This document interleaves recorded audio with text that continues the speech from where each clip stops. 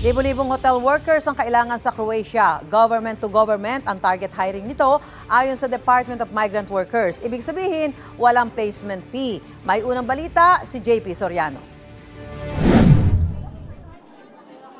Cashier sa isang hardware chain sa Pilipinas si Jessa at masaya naman daw sa kanyang trabaho. Pero dahil lumalaki na ang kanyang mga anak, panahon na raw para maghanap ng trabahong may mas malaking sahod. So gusto ko sana maka-experience ng international. So kahit yung yung mga sa hotel, mga housekeeper po.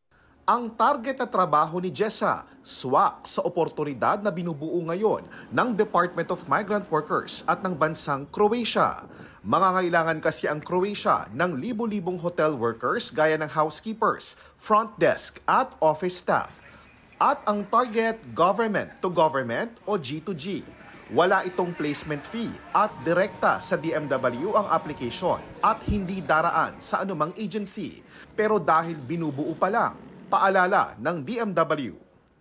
Abangan lang po yung kaukulang announcement magpapatol sa illegal recruiter. Ang Public Employment Service Office o PESO ng Maynila, kaisa ang TESDA, DOLE at DMW. Pinangunahan ang Mega Jobs Fair kabilang sa mga kumpanya at employers na lumahok ay nakabase sa Japan, Norway, Lithuania, Saudi Arabia at Ireland. Ayon sa PESO, daan-daang Pilipinong manggagawa gaya ng driver, welders at farmers o magsasaka ang kailangan ng Japan. Estimated po, converted po sa peso is around 70 to 90,000 po.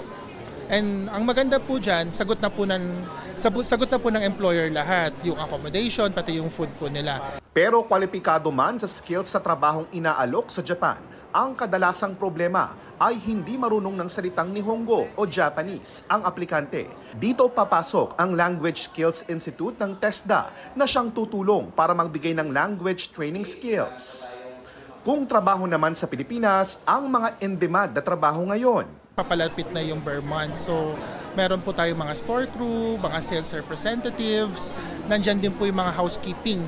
So, syempre yung mga hotels po kasi natin, medyo maraming ngayon medyo nag-boom sila ngayon. Maaaring tignan ang pinakamalapit na PESO sa inyong lugar sa website ng PESO at PhilJobNet ng DOLE. Muling paalala ng DMW, huwag kakagatin at huwag na huwag mag-a-apply sa mga trabahong inaalok sa social media.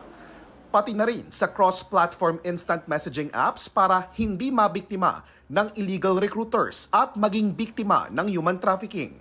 Kahit pa inalok ng isang otorisadong ahensya ang mga trabaho abroad, tignan muna kung aprobado ang job orders at kung lisensyado ang recruitment agencies sa website ng DMW. Ito ang unang balita, JP Soriano para sa GMA Integrated News. Gusto mo bang mauna sa mga balita? Mag-subscribe na sa GMA Integrated News sa YouTube at tumutok sa unang balita.